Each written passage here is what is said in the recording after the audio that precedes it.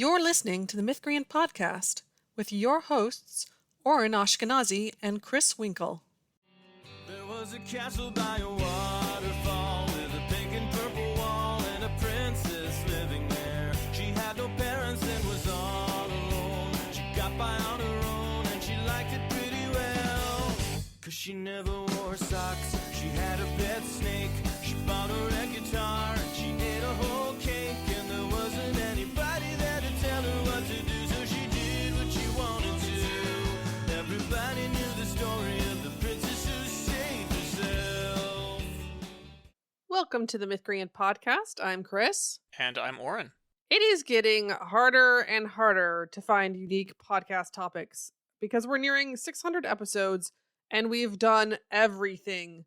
Usually we've done things twice, I swear. Yeah, we have a lot of episodes that are X topic again, because it's been 6 years. What if we just do an episode about putting googly eyes on your computer mouse and using that as a substitute for human companionship? That would be unique. That would be original. How does that? Can we just do that? Would it be novel or would it be bizarre? This time we're talking about finding a novel premise. Sometimes words intersect in weird ways. So we don't mean novel as in like a long story that's 40,000 words or more. We mean novel as in fresh and interesting and feeling relatively new so that it still has entertainment value. You do need one of those for your novel, usually, though. Yep. Just to be clear, those two words are used a lot together, and it's horrible. We don't like that. So it's a lot clearer when we talk about novelty, if it's not an adjective, if it's in a noun form, which we've talked about a lot before, but just in case anybody's new and hasn't heard us for 5 years or something. Basically, novelty entertains people. Part of what we refer to as ants, which are 4 engagement factors that almost all stories try to cultivate at some level. Some will use some more than others, but whereas there can be other ways that engage audiences that are pretty unique to specific types of novels, these ones are usually found everywhere, and novelty is one of them. Just means that it's different in a way that's entertaining, and that's why we like to use it. It also is really useful because it gets people excited pretty quickly before they read, which means it is particularly handy for marketing. Often a high novelty concept is what people will use to sell the book. Like vampires, but instead of drinking blood, they drink knowledge from books. Ooh, that's cool, right? That's neat. Right. That's what they refer to as a quote-unquote high concept. And so that's very useful. And you can do it without a premise. It's easier to make your novel. It's easier to make your book novel if you start with your big picture choices. It's easier to do anything if you start with your big picture choices and plan it from the beginning. Surprise, surprise. Whoa, so shocking. So shocking. So you can do it in a smaller scale way, but it's a lot harder. You know, how witty are you? Because a lot of books that have a lot of novelty that it's not obvious from just the premise or concept of the novel is because they write really entertaining narration, for instance. Or they have funny characters or unusual characters. There can be novelty bonuses from those things too. Yeah, so it's not that you can't add novelty without thinking of a novel premise. It's just certainly an easier way to see that it's taken care of and that your story stands out a little bit and can attract readers. Yeah. I noticed something interesting as I was looking at some of the work I've done as an editor, which is that this is an aspect of storytelling I don't have that much experience with. And the reason is that by the time someone gets to me with their manuscript, they've already picked a premise. And usually what I'm trying to do is help them fulfill that premise to the best extent that it can be. It's very rare that I'm telling someone to, like, completely change premises. The premise has to be, in most cases, deeply flawed for that to be a thing. And in that situation, I'm usually trying to help them create a premise that isn't just completely broken. The one time I can remember recommending a more novel premise was with a client who had a somewhat anonymized story where it was a fantasy world, but everything was weirdly modern in a way that did not fit. It wasn't just like an urban fantasy setting. It was a second world high fantasy, but the world was just strangely modern. And so I had recommended making it into more of like a crystal punk setting, since magic crystals were already a big part of the plot and clearly interested the author. So that's the closest I can think of to helping an author find a more novel premise, because usually they've already picked that by the time they hire me.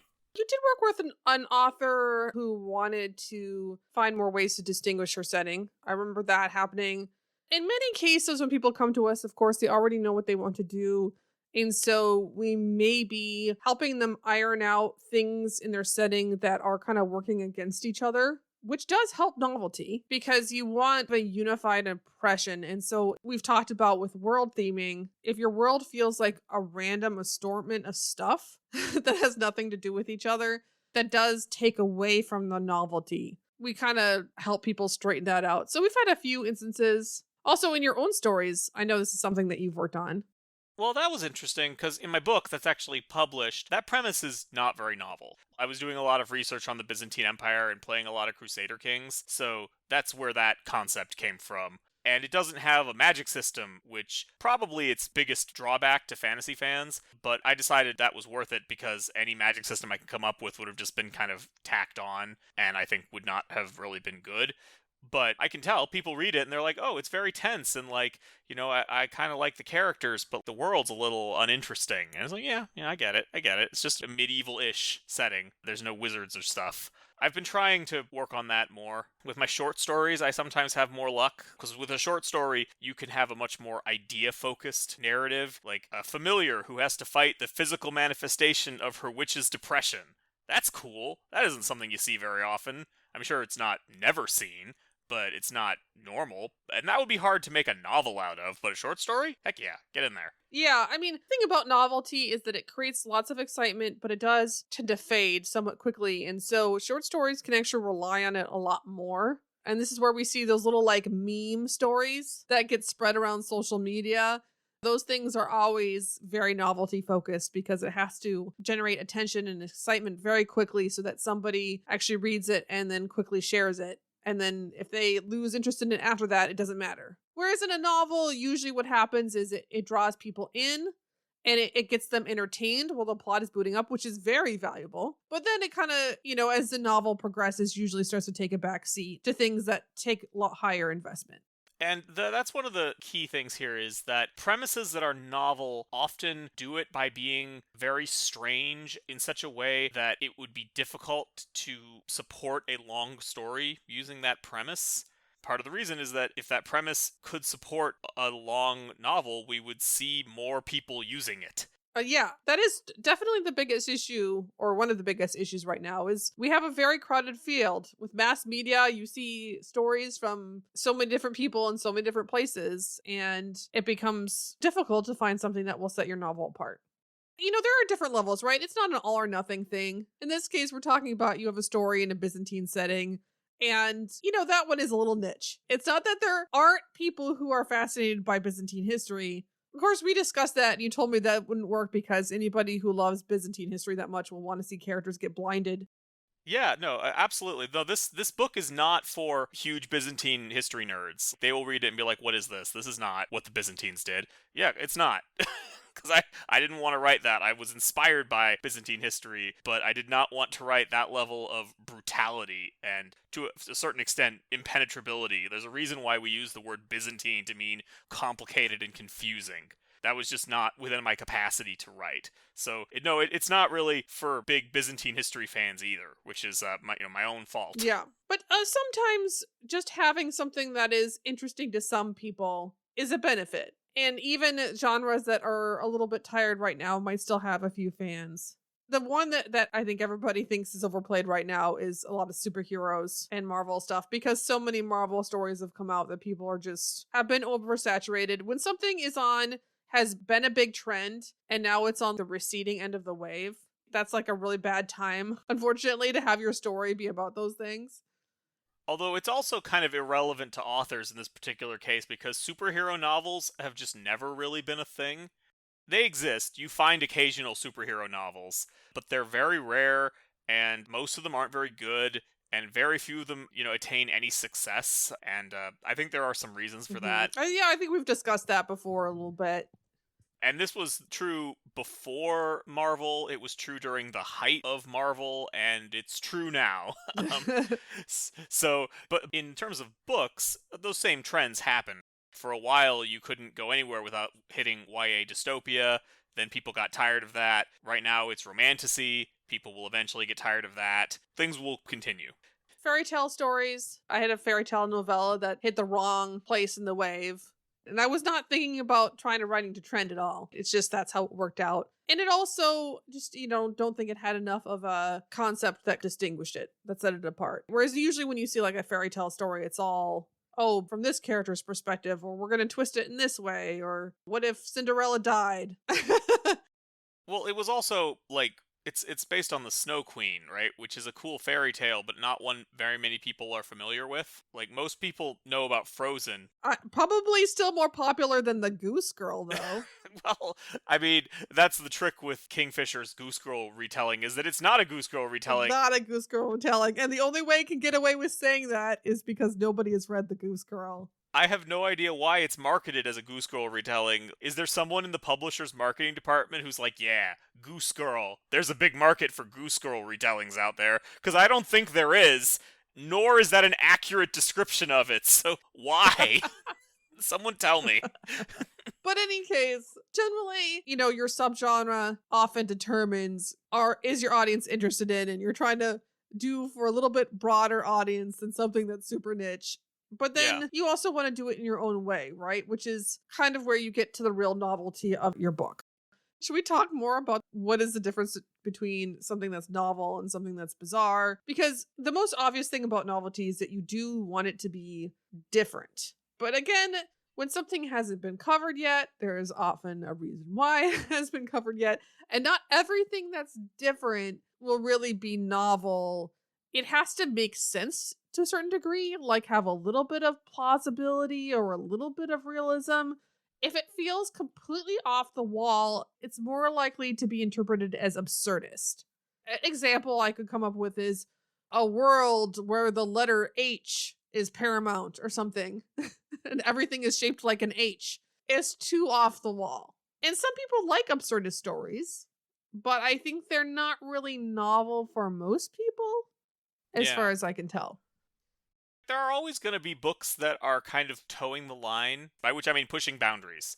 And some people will see them as like, oh, that's cool and neat. Other people will be like, that sounds kind of silly. That's too weird for me. Right. I saw one recently that was space opera retelling of Dracula, specifically the part of Dracula where Dracula is on a boat. And in this case, it's a spaceship, and the spaceship is alive, and there's an evil vampire that has killed its crew and passengers, and it teams up with a bunch of other mythological creatures to go hunt Dracula. And I read that and I was like, I don't think so. That's a little too weird for me.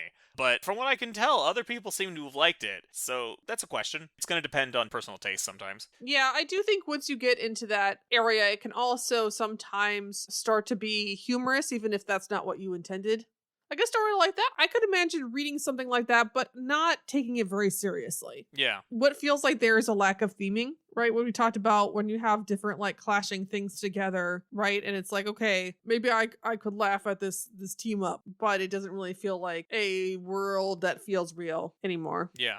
Now, granted, I have seen some surprisingly good integration. So the book Bleeding Mars is got vampires in space. And it actually does a really good job of blending those two things together. The world feels really colorful, and the vampires are the upper classes, right? Who have come up with like rigorous technology to keep themselves alive forever. So it's got like heavy themes of classism happening in there, but it's also very colorful, and it just works because it's been thoroughly thought through, and those different elements that normally feel like they're clashing have been thoroughly integrated together, and that's great. That does get harder the more random things you put in there. If you're willing to put in the work, you could probably mesh vampires and aliens. I think you could probably do it, and it could be interesting. But if you are then like, also, my setting needs to have, unicorns.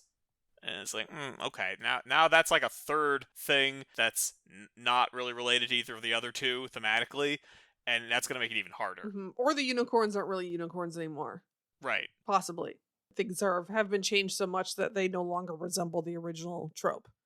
Yeah, it's always funny when someone will be like, this is my long-lived, pointy-eared, beautiful humanoids, and I call them the Lendarians. And it's like, that's an elf. Why just call it an elf? I know what an elf is, versus like, this is my made of rock, sort of shambling creature that eats dirt and has a 5-minute lifespan. That's an elf.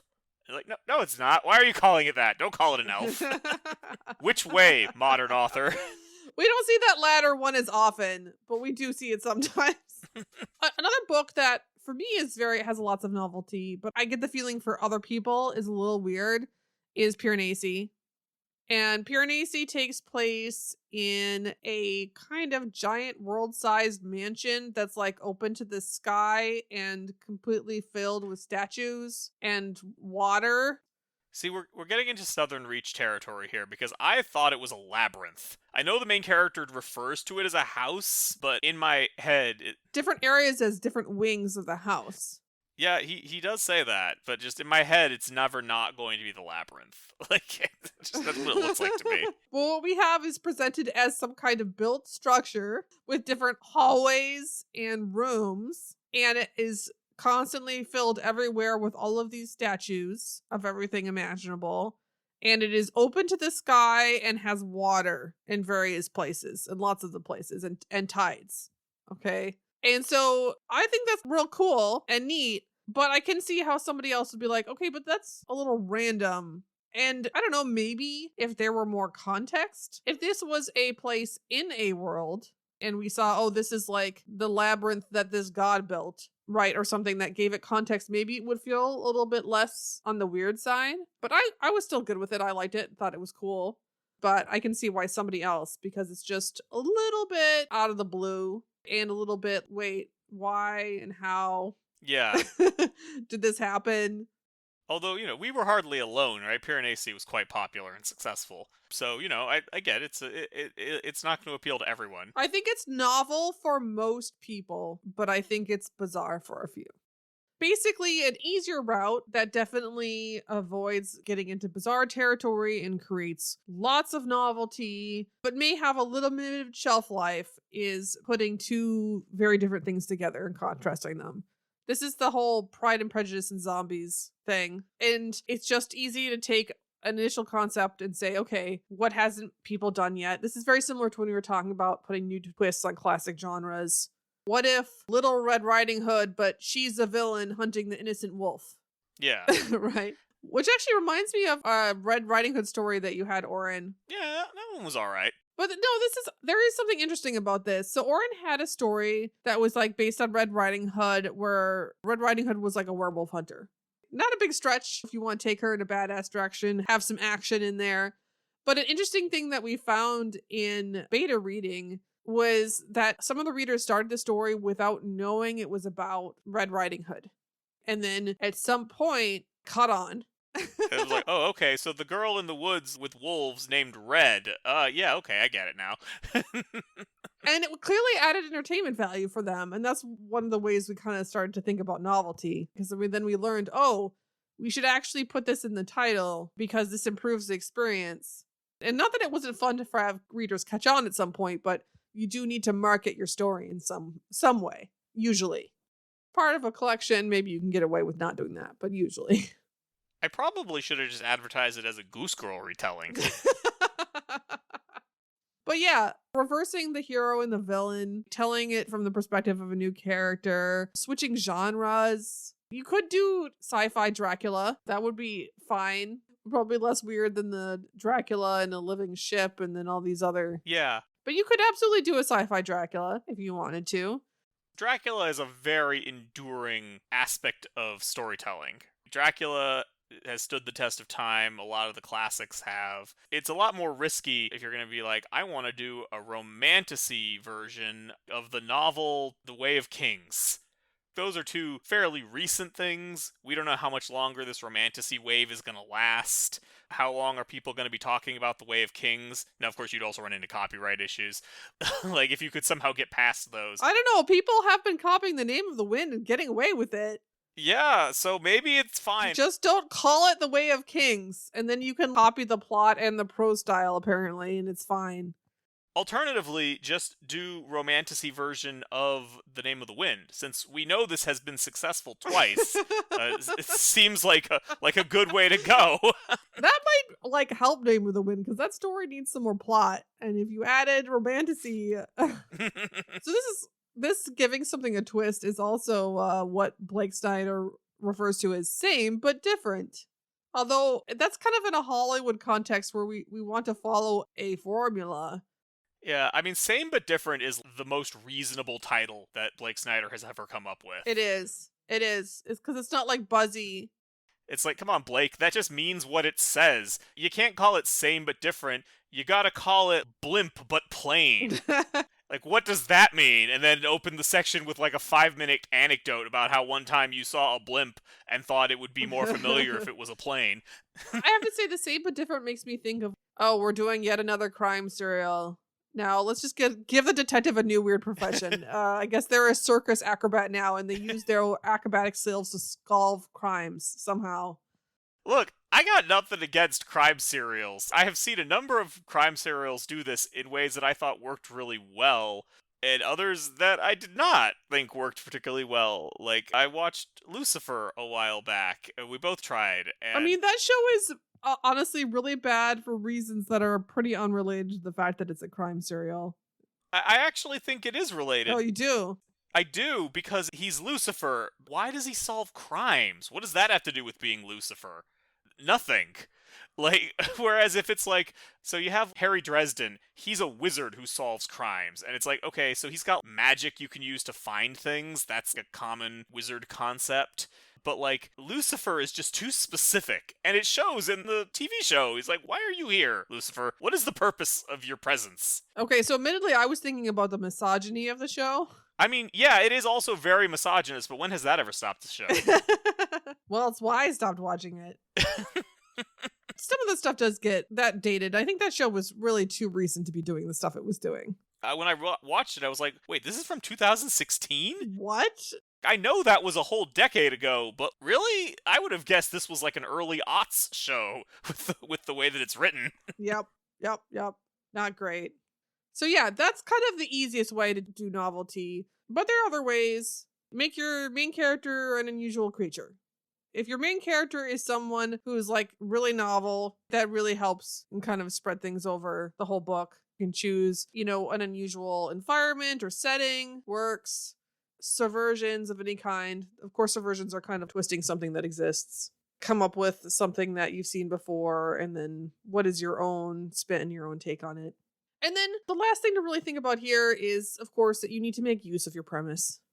It is definitely not a set it and forget it kind of thing. It needs to actually matter to the story. Like, with Lucifer, we're trying to make Lucifer solve crimes in a crime serial. And God, one of the things admittedly I initially did not like about the show is he just did not feel like Lucifer. Yeah, he just seems like a guy. He's just some guy. But, you need to actually, have the plot related to whatever the novelty is, right? If it doesn't matter, it's just not going to provide the same level of entertainment, right? It's got to be part of the story. Right. If you were going to have Lucifer solve crimes, you would think that they would be, I don't know, religious in some way. Like, him being Lucifer would matter to the kind of crimes he's solving. And I mean, in Dresden Files, he is solving magical crimes. He's not, going around as a wizard just solving insurance scams. So that's one of the things about it that's so strange, is it's like, yeah, I guess Lucifer could solve this normal blackmailing case, I suppose. I don't know, maybe he could investigate a stolen holy relic or something. And then you need to go into some detail. The novelty really comes to life when you actually delve into detail about whatever it is that is fresh and unique. Show people how it works, how it runs. So, for instance, the movie Warm Bodies, which, it was part of the zombie craze, but it was very different at the time because the main character was actually a zombie and has a romance. It kind of opens by going into his life as a zombie from his perspective. And it's funny, demonstrates why he needs love, that kind of thing. So, I mean, if you have an unusual environment, give some people details about the environment. If a strange character, tell people what their life is like and how it is slightly different because they're a zombie or whatever they are. Just make sure that you actually bring it to life. And that'll be easier if you like it and you're not just paying it to be a crowd pleaser. Yeah, I mean, if you have some passion, that'll show through, as opposed to just, yeah, I have been contractually obligated to include this Pride and Prejudice sequence. I mean, that is kind of how Pride and Prejudice and Zombies felt. It doesn't really feel like they put in very much effort to make the dialogue that they weren't just taking directly from Pride and Prejudice sound like it came from Pride and Prejudice. You could tell the dialogue would like audibly change gears when they were quoting Pride and Prejudice dialogue. It just doesn't sound the same. And I was a little disappointed by that. I was hoping that more of the characters would talk like they were from Pride and Prejudice. I mean, you also have to decide, okay, how are you going to manage humor? Because in many cases, when you have a really high novelty premise, especially if you've got two contrasting things, it does tend to slant towards humor. It doesn't necessarily have to be humorous. One of the things that really surprised me about Pride and Prejudice and Zombies is how seriously it took itself. It's like expected that to be like a really funny slapstick movie, and it's not. And that really upped the bar for how it had to like integrate the zombies and the original Pride and Prejudice characters and all of those other things. And it didn't really meet that bar. You do have to kind of sometimes work harder if you don't want something to come off as silly. All right. Well, with that, I think we will take the fresh twist of calling this episode to a close. We've never done that before, actually. So, asking you to support us on Patreon is not very novel. Everyone's doing it. But what if I asked you to support us with an evil voice? Mwahahaha. Go to patreon.com/mythcreants. It's all part of my evil plan. Well, I'm sold. Before we go, I want to thank a couple of our existing patrons. First, there's Amon Jaber. He's an urban fantasy writer and a connoisseur of Marvel. Then there's Kathy Ferguson, who's a professor of political theory in Star Trek. We will talk to you next week. There was a dragon with a pointy tail. He was bigger than a whale and his breath was terrible. He scared the princess when he came around. Tried to burn the castle down, but she caught him by his tail. Then she tied him to a tree so the dragon couldn't fly. She told him he was mean and it made the dragon cry. When he finally apologized, she offered him some tea. He accepted it graciously. Now he visits every weekend with the princess who saved herself. This has been the Mythcreant podcast. Opening closing theme, The Princess Who Saved Herself by Jonathan Colton.